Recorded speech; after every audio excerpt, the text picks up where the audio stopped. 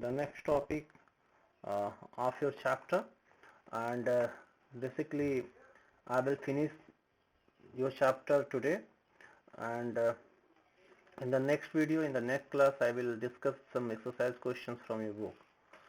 So students, the topic is restoring and deleting a file. Restoring a deleted file, I'm sorry, restoring a deleted file or folder. So as by the name you can understand that suppose you have deleted a file, and you want to recover it, that means you want to restore it in your file, in your computer once again. So how you can do? So basically there are two types of deletions in your these features will be provided to by the window.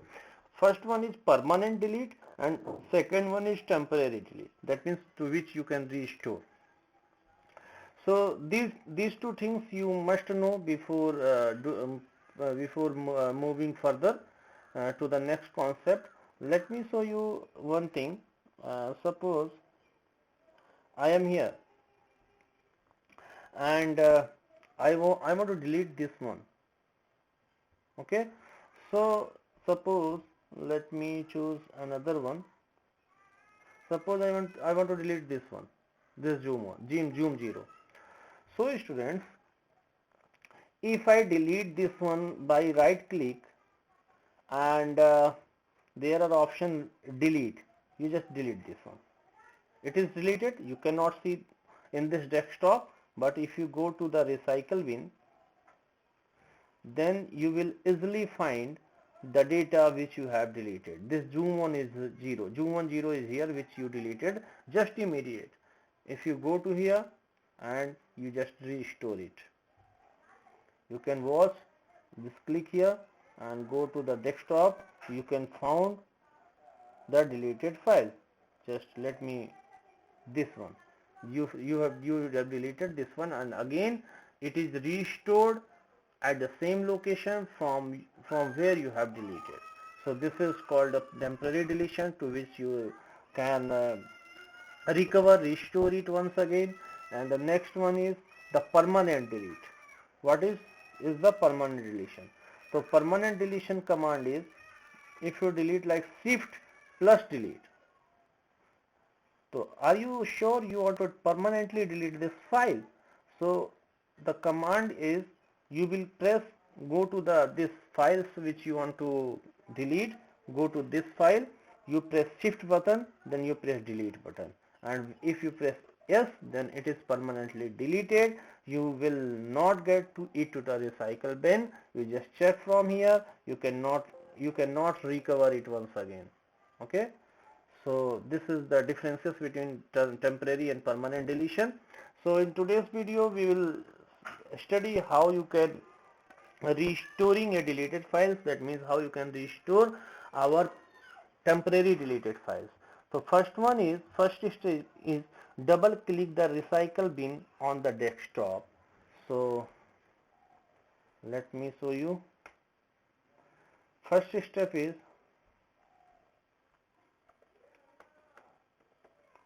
double click the recycle bin icon on the desktop. Double click the recycle bin icon on the desktop. The recycle bin folder opens in the file explorer. In the contents pane, click the file folder you want to restore. In the contents pane, I will show you in the content pane, click the file or folder you want to restore, this one. So next one, on the manage tab, on the manage tab, in the restore group,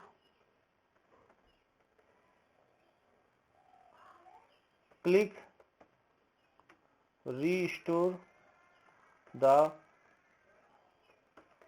selected items.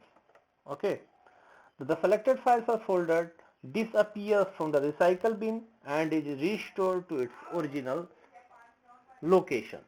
So let me do one by one. First I need to double click the recycle bin icon on the desktop. So this is the recycle bin, just double click on here, it is open.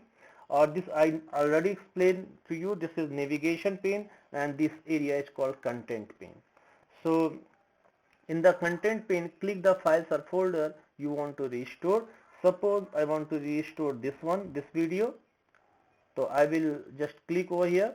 Then after that, on the manage tab in the, let me double click this I double clicked on it. Next one is on the manage tab in the restore group, click the restore the selected item. So this is manage tab and here the tab is restore. If I click on this, then I will click on OK. Our files will go to the original location and this file is deleted from recycle bin. You can see here the files which I restored, it is not available over here. So I think you are cleared right now. Next heading is changing the view in the file explorer. Changing the view in the file explorer. Changing the view in the file explorer. So you can configure how Windows displays the content of a folder by changing the file view that enables you to see larger or small icons or the details of each file. The change the file view, open the folder containing the files for which you want to change view. So first step is, let me write the first steps. Open the folder containing the files for which you want to change view. So what is the step? Open the folder containing the files. Listen very carefully. Open the folder containing the files for which you want to change the view. Next one is on the view tab in the layout group, click the view you want to use, and that views are extra large icons. Next one is large icons. Next one is medium icons, small icon, list, details, tiles and contents. So these are the different views which you want to do it. The files change the view. Suppose the first step, open the folder containing the files for which you want to change view. So suppose open the folder. Suppose I'm going to document and this is having this document files. Okay, I want to change the views of this one. When contain the files for which you want to change the view. On the view tab in the layout group, click the view you want to use. So just check here on the view tab. This is layout group. You see, this is panes group, this is layout, this is current view, this is show or hide. So on the layout view, layout group, click the view you want to use. So how many views you are able to see? Just wait. View, layout view. You can see extra large, small icons, tiles, contents, list, large icons, medium icons, details.